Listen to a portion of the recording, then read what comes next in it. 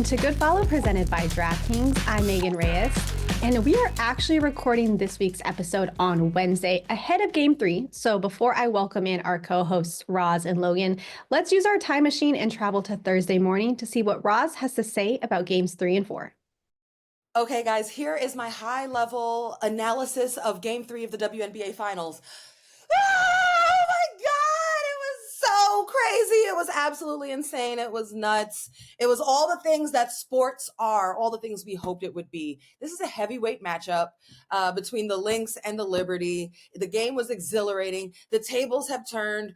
No lead is safe. Anyone can come back on anyone. And this time it was the Liberty giving the Lynx a dose of their own medicine, coming back from being down as much as 15 points to get the win over the Lynx in Minnesota. Gritty win. We'll all remember the shot. Sabrina Ionescu comes up with a huge shot. And after the game, like immediately after, I tweeted, I actually thought that Sabrina played a really composed game throughout.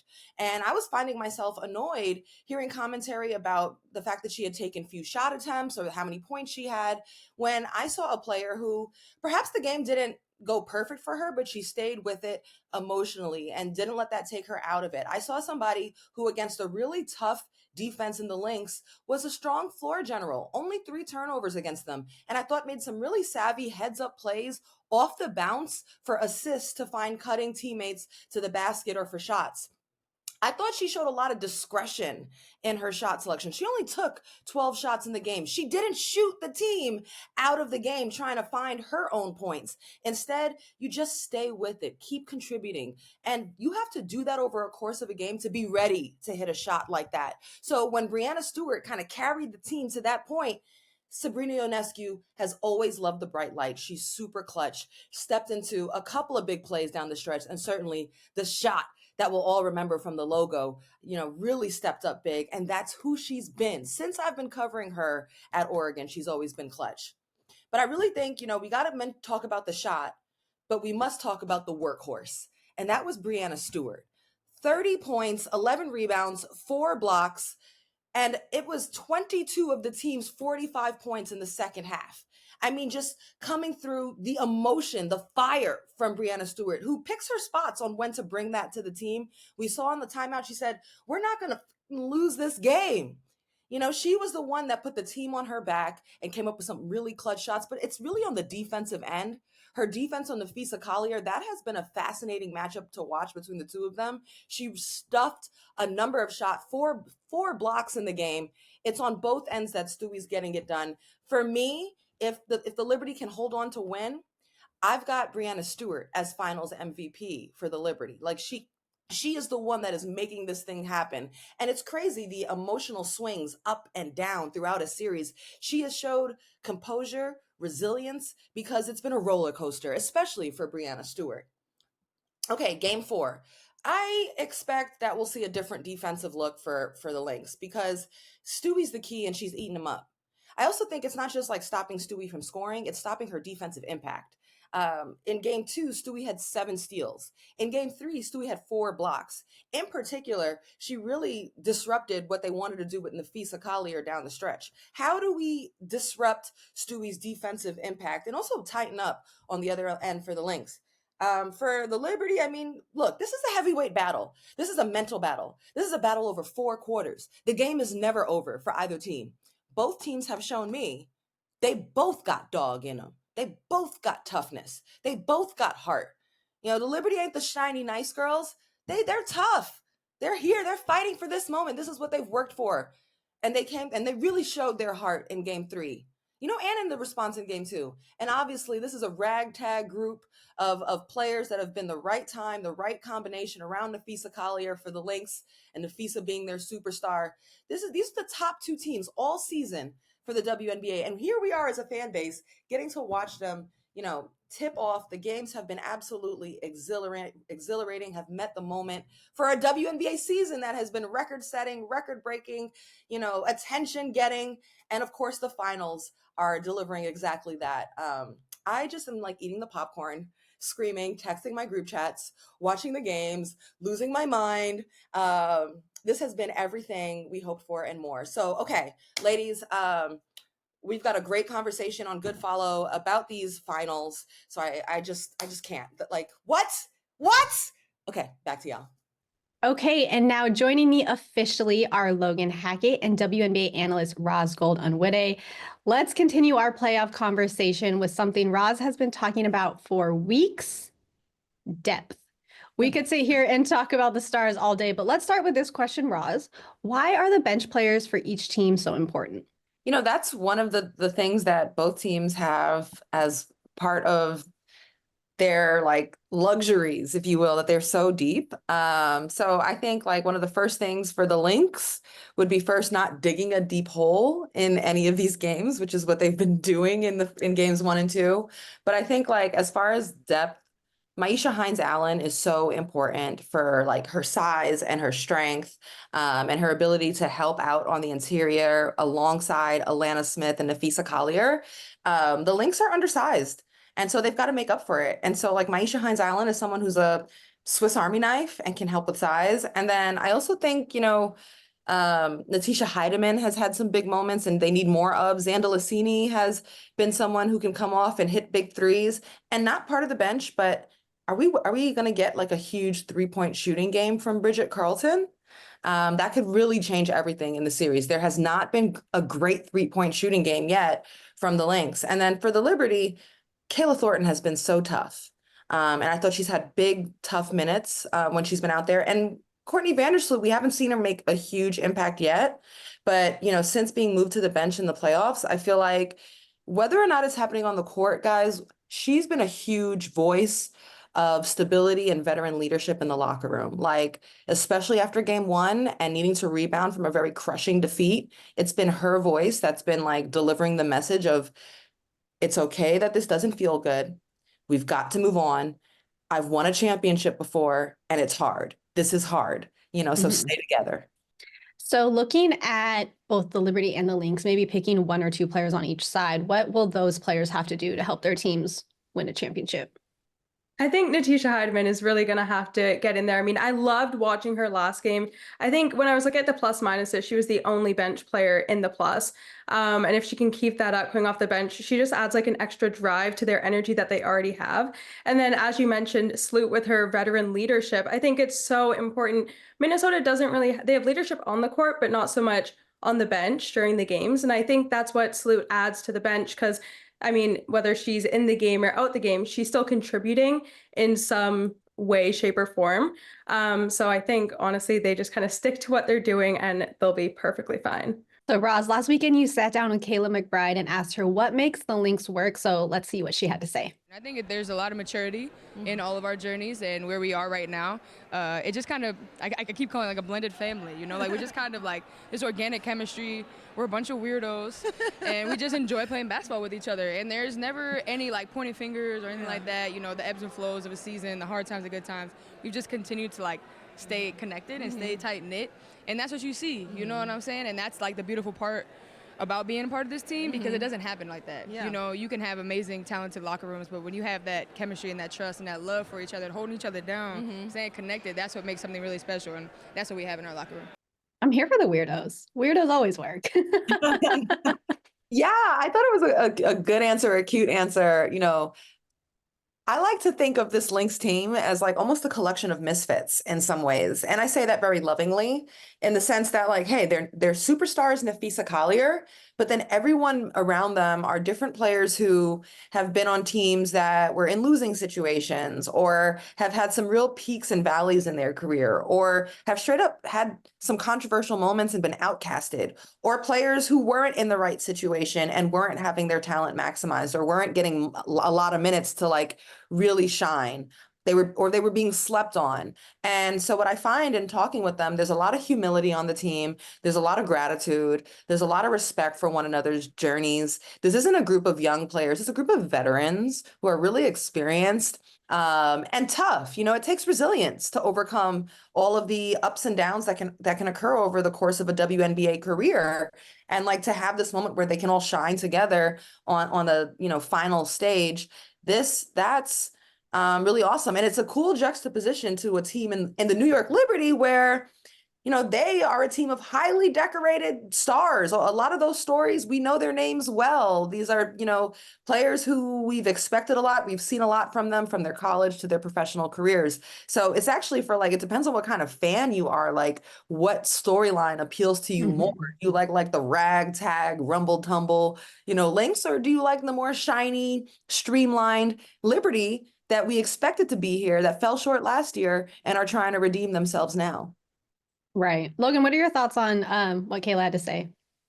I think last year they only have 5 players from last year. So for a team to come together that quickly and get that close, I mean, as you said, whenever you see a Lynx player speak, especially about their team, it's all like very tight knit. They're all doing stuff together, talking, communicating, hanging out outside of it. Like, I just love how fast they've come together. Normally we don't see that. I mean, even the Aces, it took a little bit for them to come together as a core group. And yeah, they were super close and the chemistry is what worked. But now we're starting to see that with other teams.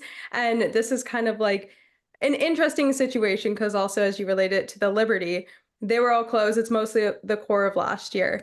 So I love to see it. I think that is so important with the team as well, especially when you have kind of these more mid-range. I don't want to call them mid-range because they're not mid-range, but you don't have all the superstars there. You have Fuse kind of leading it and everybody's tacked on, but they're all coming together as a group effort rather than like individual ones.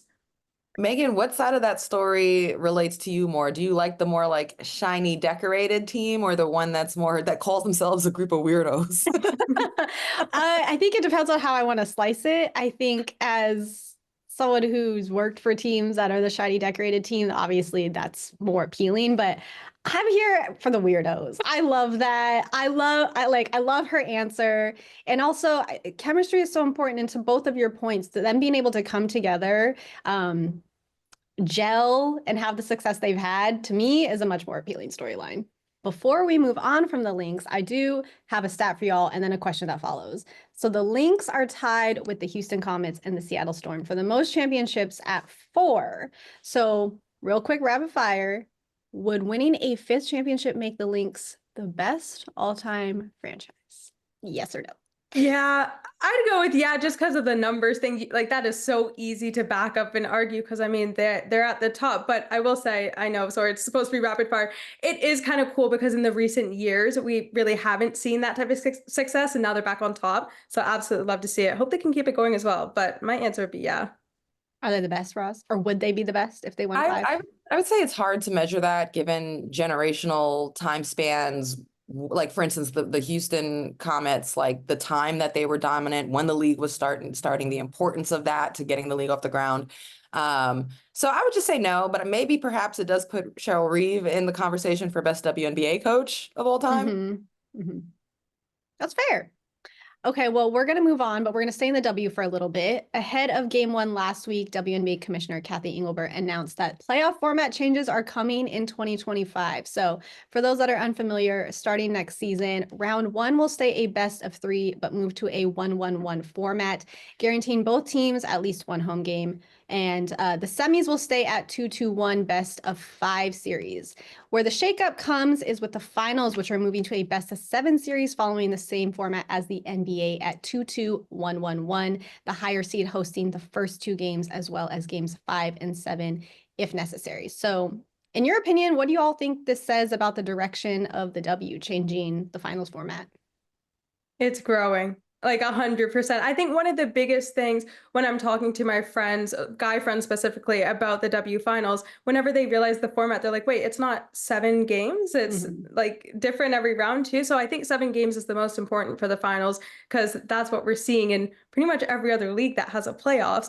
But it's there. People want to watch it, and especially with the viewership numbers coming off of this year, I think it's super important, and it just shows how much it's growing, not only for the fans, but also for the players, because I think that's something that the players want as well.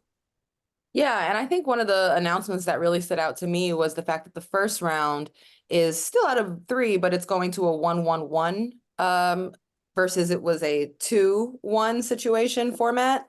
And I think that's awesome. That means everybody gets to play a playoff game in front of their home crowd. You went all season, and that was one of the deflating things that I was an issue for a lot of teams, and is the sense that you played the whole season, you made it to the playoffs, and if you're a lower seed, that means that you could be out before even having a chance to, I mean, I'm talking from a business standpoint, reward your fans, make playoff money, like feed the ecosystem, put butts in seats. Could you imagine? Isn't it shameful? We never saw a game for the Indiana Fever, who made the playoffs for the first time since 2016, and they didn't get to play in Indy.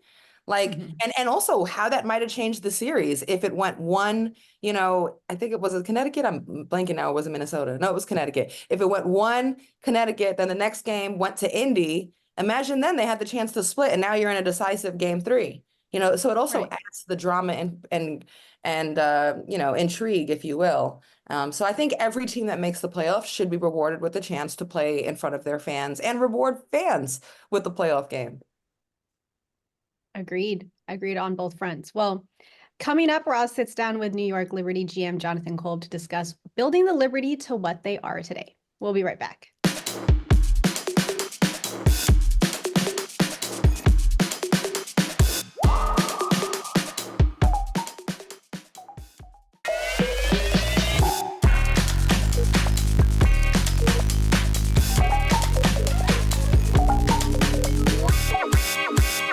Hey, what's up, everyone? I'm Roz Goldenwoode. I am here with the New York Liberty GM, Jonatan Kolb. What's up, Jonatan? Thank you for being with us. Of course. Thanks for having me. Appreciate it.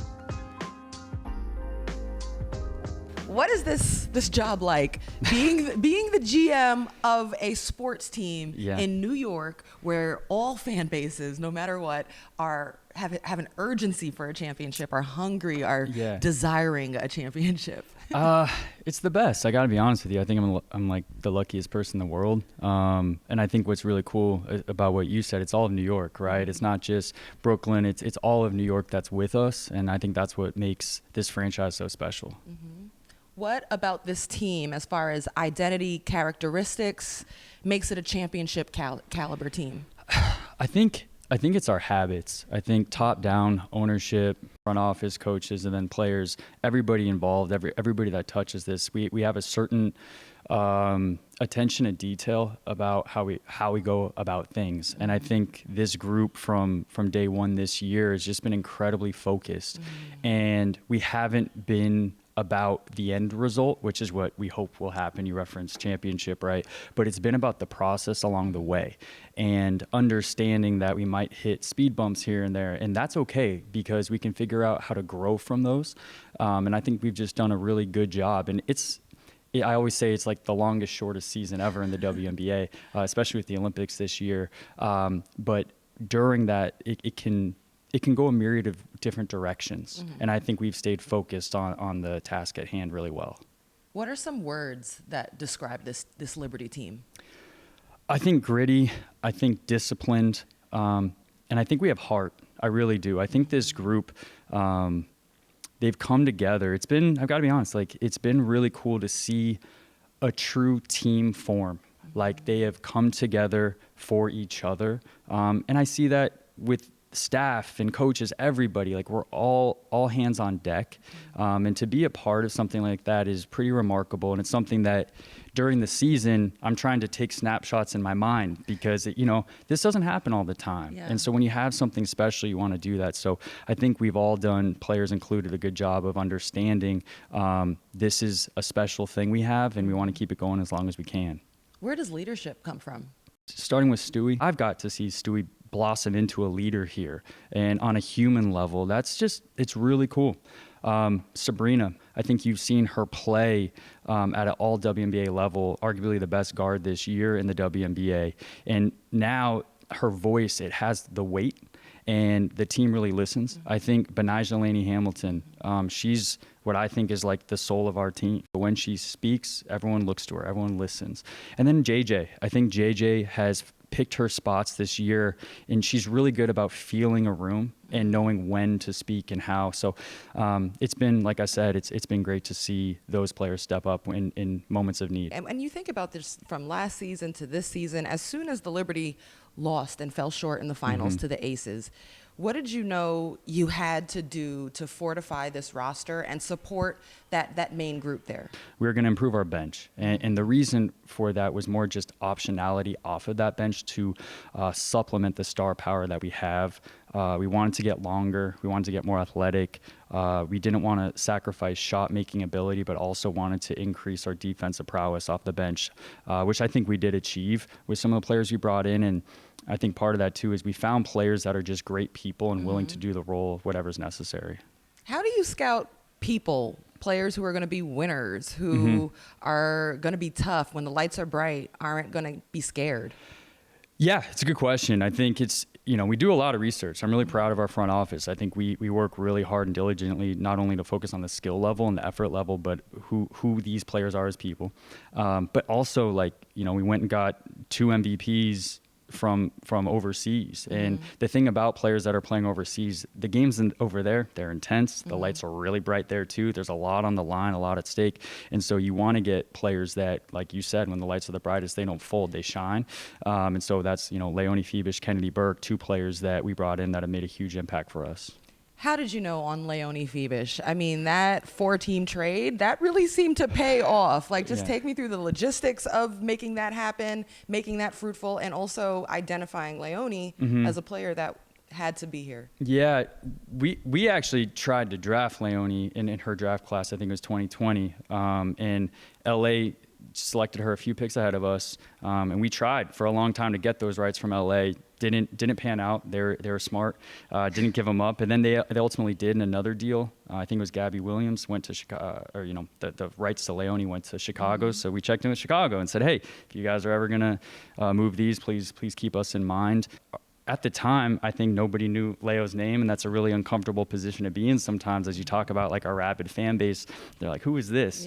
Yeah. What I will say that's been really fun to watch is Leo's ascension this year. The connection with the fan base has, you feel it in Barclays Center. You feel her go from, who is this player? And she's like, who are they? And then they kind of come together.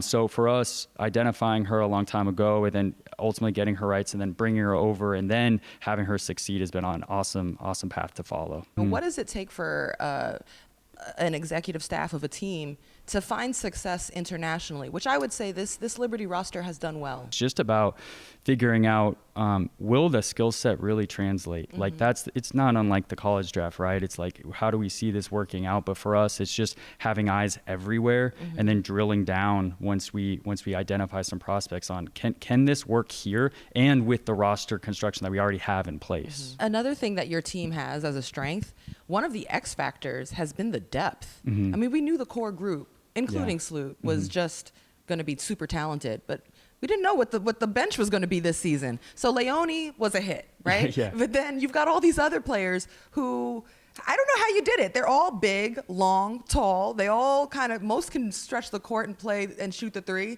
They all play defense. They're all pretty smart and interchangeable. Can you tell me about these other pieces and how you were able to put all that together, you and your staff? Yeah, look, I think, to start, a couple years ago, we drafted Nyara Sabali 5th overall. And again, at that point, we knew it would be a long-term plan. We knew she wasn't going to be able to play due to injury that year. And so for us, we believed she would be a top 3 player in that draft had she been healthy. We had the good fortune of drafting her 5th overall, and we rehabbed, and she worked so hard to get back. And now you can kind of see the player she is. Impactful rim protector, relentless rebounder, then defensively her ability to switch is just a huge asset for us. So we love her versatility. I think she's versatility personified in a way. So it starts with her a couple of years ago and then coming on. And again, it's not unlike Leonie, seeing this fan base start to see her play and understand what she brings. It's been great. Kennedy Burke is a player for us. She made huge strides the last couple of years. And she's just been looking for a home in the WNBA. Yeah, she looked great, especially out of the Olympic break, just more comfortable. You are so in tune with the crowd, the fan bases, Barclays Center's connection with the team. I've heard you reference that a lot. Yeah. So our fan base, we have a true home court advantage because of them, and our players feel it too. And what's been really nice to see, and our players feel it. Our players want to play for them and they feed off of them. And I think more than just me, I think it's the relationship on the floor with the players and the fans as well. We're all in this together. And it's something that, like I said at the outset, it's really special. What do you think can be an X factor for your team in these finals? It could be players.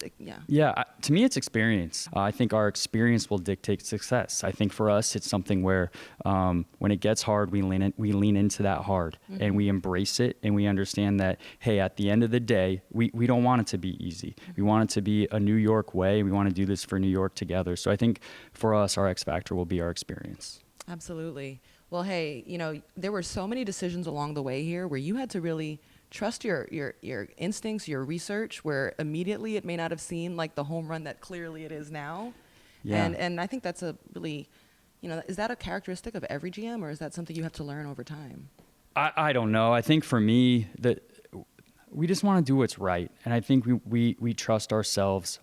It's impossible. We do have a standard of perfection. It makes my job really, really tiring and hard, but it's so worth it. And I think for us, it's just understanding that some moves at the time, the end result might not be obvious, but we trust our process and we trust that it will pay off in the end. And I think you're seeing that with multiple players this year, and also just the byproduct of the team at large, right? So it's something that we just will continue to lean into. Yeah, and that it takes time too. It's not overnight success. No, and I think, especially like today's society, things are instant gratification and things, but sometimes the things you wait for are what's worth it the most, Absolutely. Thank you for the time. Oh, Great to see you as always. Thank you, Always. Jonatan Kolb, General Manager of the New York Liberty. Thank you.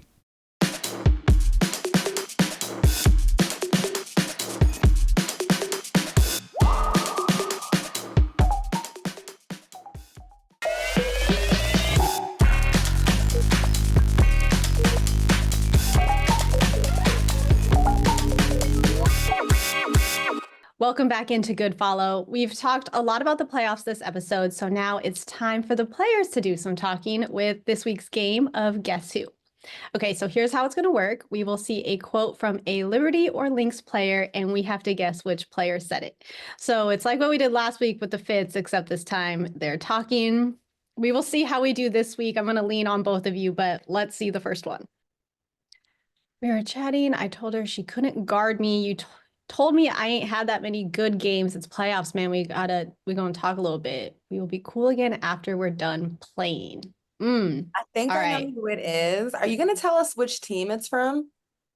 Yeah, do we get a guess? I think we are just cold turkey out here. Logan, you think you know? I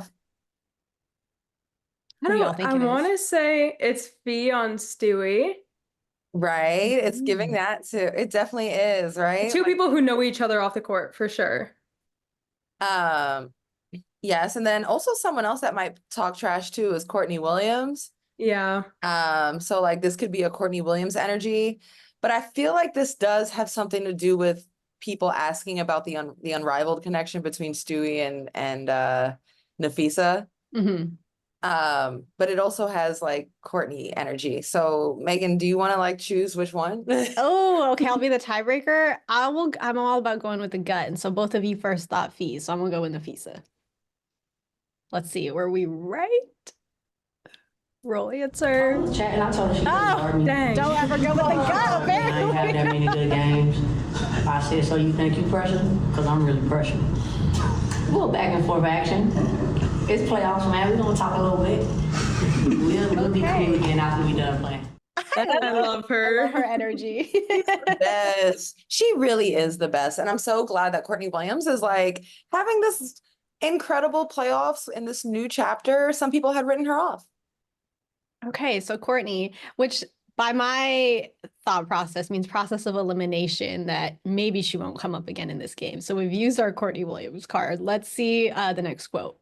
Well, Whoopi Goldberg came to a playoff game and I didn't get to meet her, so I was sad about that. Any guesses here? I feel like Go, Logan. I feel like I've heard Whoopi Goldberg be mentioned before. I feel like it's maybe Sabrina because when Spike Lee went to the game and she was talking about like all the stars coming, but at the same time, this might not be a Liberty team. The Lynx and Liberty are just so fresh in my brain right now. Oh, isn't it? Are the It's players only are- Lynx to Liberty. It's Oh, perfect. yeah. Okay, I feel like it's Sabrina.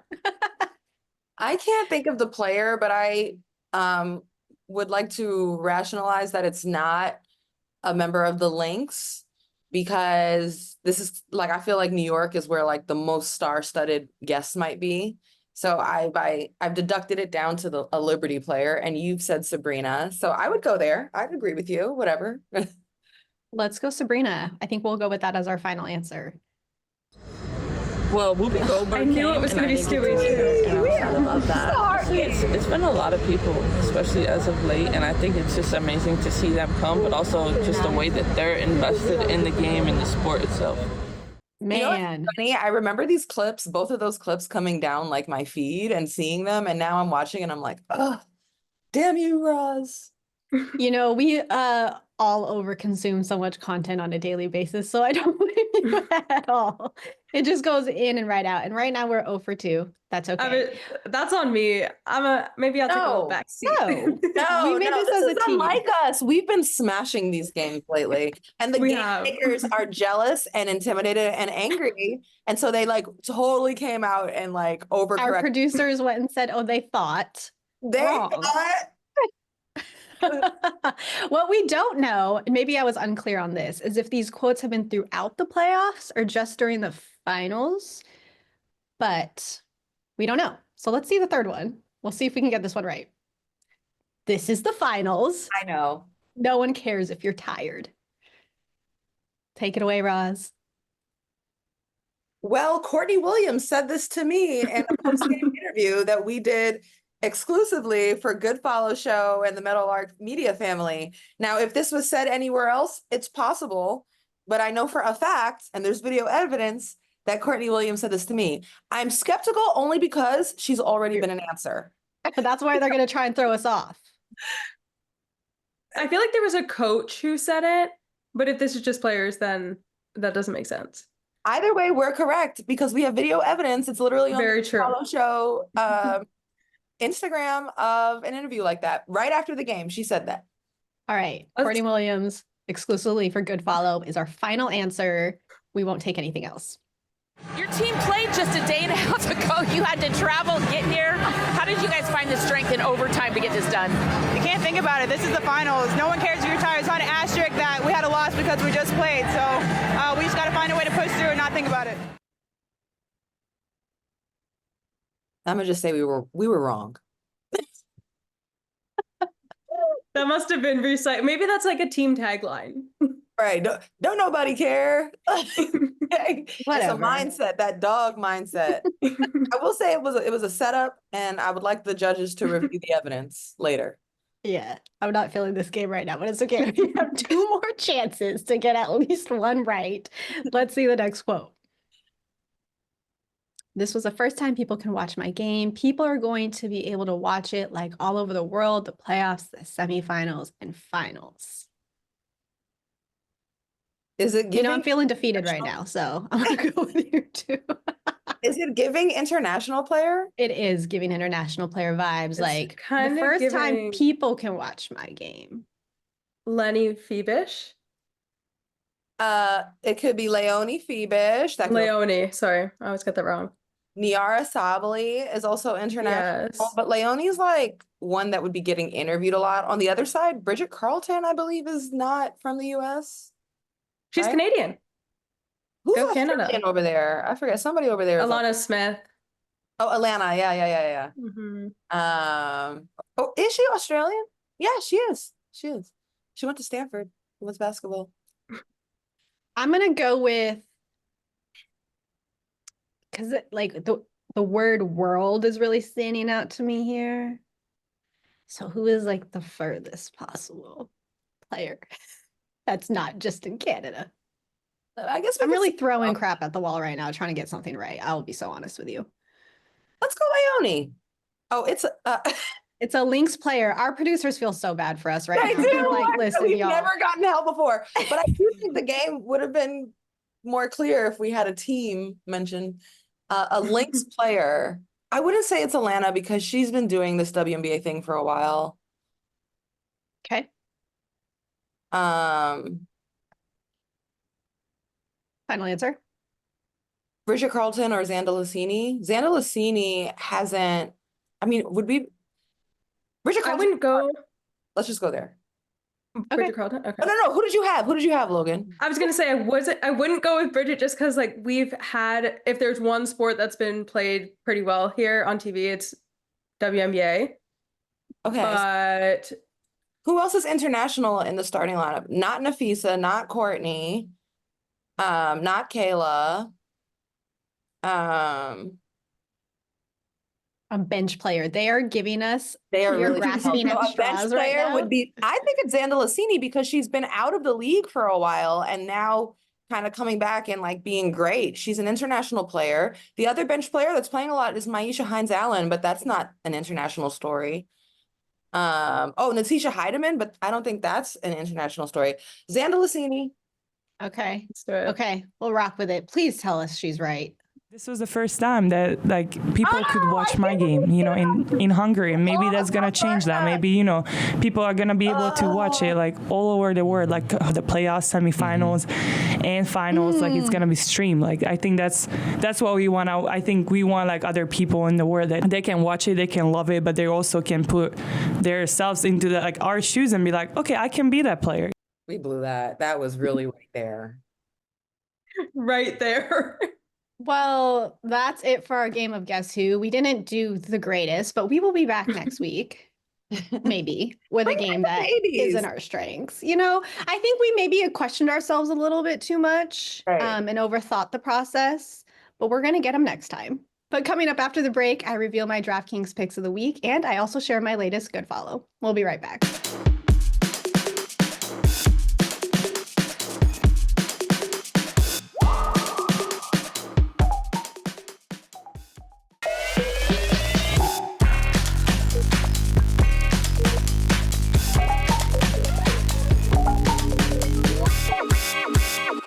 Welcome back into Good Follow. Before we get into our weekly picks, our partners at DraftKings have an offer that's perfect for any game day. Right now, new customers who bet $5 will instantly get $250 in bonus bets. Download the DraftKings Sportsbook app and sign up using promo code GOODFOLLOW. That's $250 in bonus bets to spend on parlays, live betting, or picking straight up winners after betting only $5. And if sports betting is not yet available in your state, you can still join in on all the fun with DraftKings Daily Fantasy and have the shot to win cash prizes.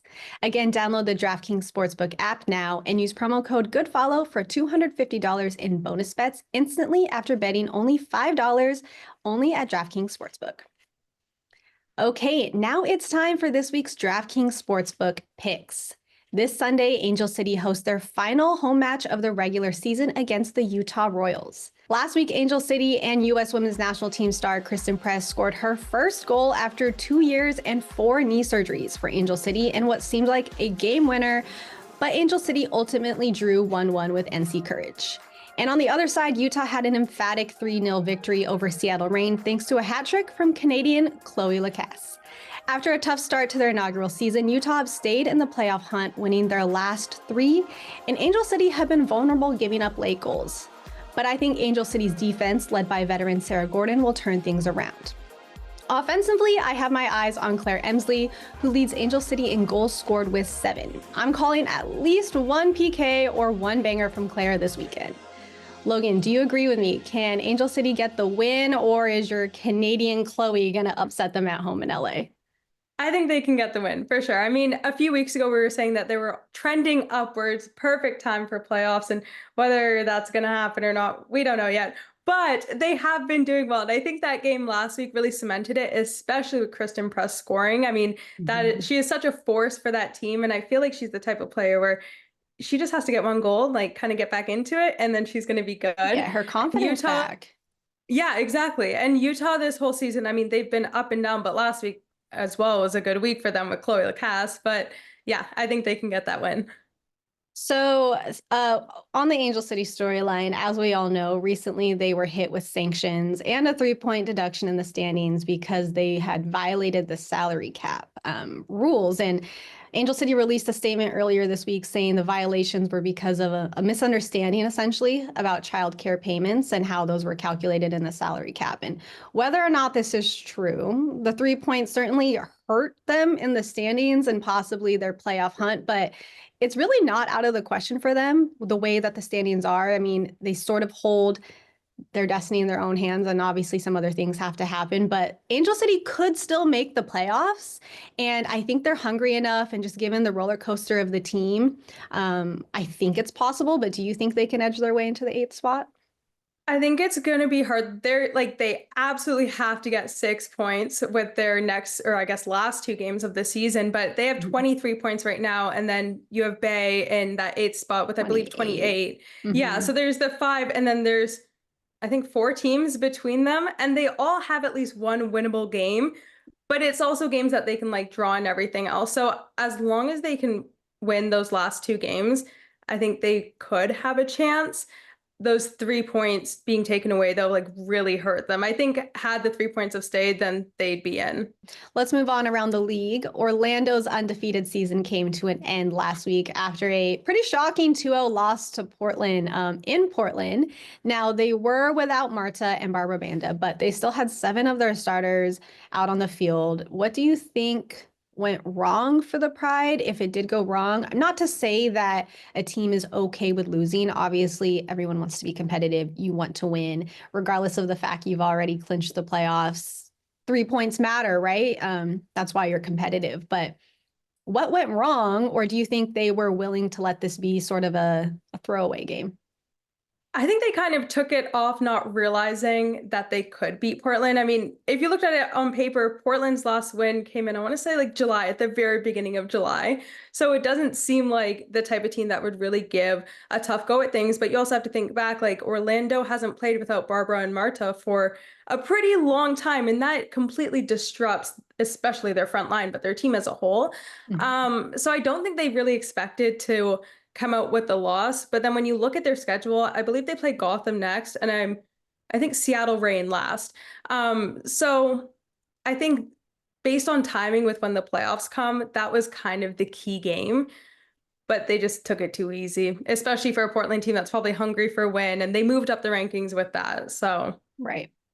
Well, if you recall, we had NWSL analyst and former NWSL forward Darian Jenkins on the show a couple weeks ago, and we talked about, Orlando's undefeated season, and remember, we all talked about, like, what would you rather do? Would you rather go undefeated and lose in the playoffs, or would you rather get that loss out of the way? And so for Orlando, they certainly got that loss out of the way. I think it'll be beneficial for them to regroup. Maybe if Marta and Barbara needed that rest, well, you got your rest, and like, let's keep our foot on the gas moving forward. But Logan, do you think that the loss benefits them moving forward? Absolutely, because especially when you're winning, it's been all season that they've been winning. They've never even felt a loss, even though it wasn't really that important other than their 24-game unbeaten streak going out the door.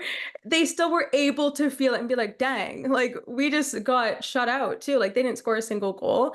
So now going into playoffs, they don't want to replicate that feeling. Like that's probably going to be possibly the first of the year. I'm not too sure, but they know what it feels like now, and they can move on, and their only focus is playoffs as well. Right. Well, let's move on to their next game that you mentioned. 2 of the top 3 teams are going head-to-head this weekend. Orlando is taking on Gotham. And the last time these 2 teams met, Orlando won 2-0. So do you have thoughts or any key things you want to see happen for this game? I'd be shocked if Barbara and Marta were not playing. I think they need to bring back the full lineup, treat this like a playoff game for all we care, especially because Gotham has been putting up goals recently. And that was Orlando's thing. So I almost feel like we're going to see a draw out of this one, an unexpected one, or just like a 1-goal game. But Gotham has really been trending upwards as well. So I'm very interested to see, especially how they come back from a loss. Yeah, I'm excited for this one. I think like Gotham has stayed a top team throughout the season, but I think with the Orlando storyline of it all, and then Temwa, breaking Sam Kerr's record and all the goals that she keeps scoring and everything else that's going on, Gotham's kind of flown a little bit under the radar until they went and put up 5 goals the other week. But I still don't think they should be counted out. And so I'm excited for this one. I will definitely be on the couch, sat ready for it. Well, earlier this week, the Women's Sports Foundation held their 2024 annual Salute in New York City. Goodfollow was there to catch up with folks on the red carpet. Let's take a look. What the Women's Sports Foundation has done, and is doing is such critical and important work. And to be here celebrating the 50th anniversary of all their work is such an honor, and I'm so grateful to be here. I'm so grateful to watch the night unfold. Tonight is a bunch of girl bosses that are just, such a standout for so many other young women, to inspire them, for them to look up to. And the fact that I just get to be in the room with a bunch of greats is so meaningful for every young girl. In 1974, 50 years ago, women were just allowed by law to have their own credit card. So, it is so hard to imagine that this athletic revolution has become, of course, a social revolution, has become an economic revolution. It's very exciting to think what the future is going to bring.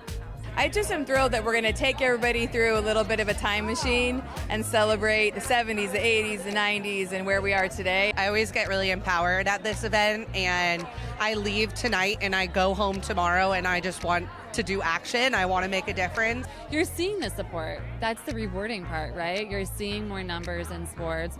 In the Olympics, the women were the same numbers as the men, so you are seeing outcomes regardless of what people say.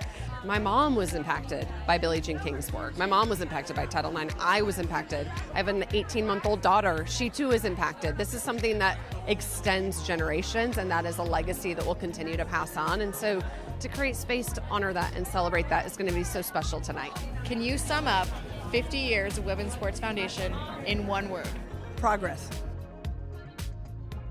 Well, as you all know, the foundation of this show is that communities get built one good follow at a time. Each week, one of us will highlight a person, page, or brand as the good follow of the week. And I am up this week. My good follow of the week is the new reality show in women's sports, Offseason FC, aka at Offseason FC on social media. Let's take a look at this trailer.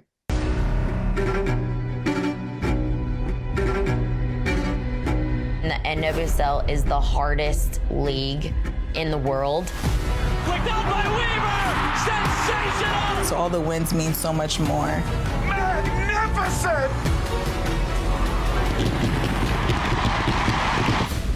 But the drama doesn't stop when the season ends. I stopped just being the player. I think that makes me special. Yeah. It's not fun anymore. I'm ready to retire. Maria signed a record-breaking contract. Some players don't think I deserve it. It's a lot of pressure. Diversity's always been an issue. I'm worried because it's no secret that I'm Black. Are you limping? No, I'm good. I can play on it. There's always someone coming after my spot. It makes me really anxious.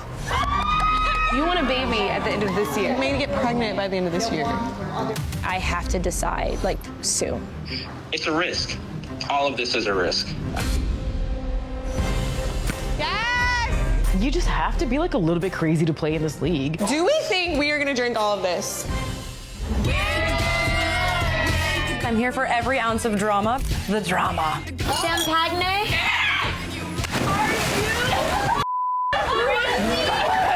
Friend turn to foe real quick, honey. I feel kind of like I'm back in the playoffs. Do you know what that's like? People just be talking shit. I just want to play soccer. Tackle her! I'm gonna leave right now. What do I have to do with this? You're gonna get in trouble. Cheers, everybody, to frenemies! I am so excited for this. Created and co-produced by Gotham FC and U.S. Women's National Team star Midge Purce, the series follows 11 NWSL stars living in one house in Miami during the offseason. It is produced by the makers of Drive to Survive, Vanderpump Rules, and Real Housewives of Beverly Hills, giving us all the drama that we need and deserve. Offseason FC, which is my good follow of the week, debuts tonight, October 18th, streaming on X. So everyone, tune in and follow. I'm so excited. I got chills and a little bit of tears because this is just going to be such high quality production. So that is my good follow of the week. Logan, are you excited for off season? I cannot wait, especially seeing the trailer, more is involved. Because I feel like it's almost been 2 years now, or maybe the past year, we've seen little stuff on social media, when they first got into the house and everyone was like, what is going on? What is this? Mm-hmm. Is it a TV show? Is it not? When's it coming out? And I feel like they've really built it into what it's going to be. And I absolutely cannot wait. I'm here for the drama too. I want to see what it's like. And they have the best personalities that they could probably find in that house. So they're going to clash and I cannot wait. Well, once again, Offseason FC is my good follow of the week. Make sure you find them on social media. And we want to hear from our fans. Who is your good follow? Send your nominations to @GoodFollowShow and tell us why your good follow should be featured on our show. Good Follow is brought to you by DraftKings. We'll see you all next week.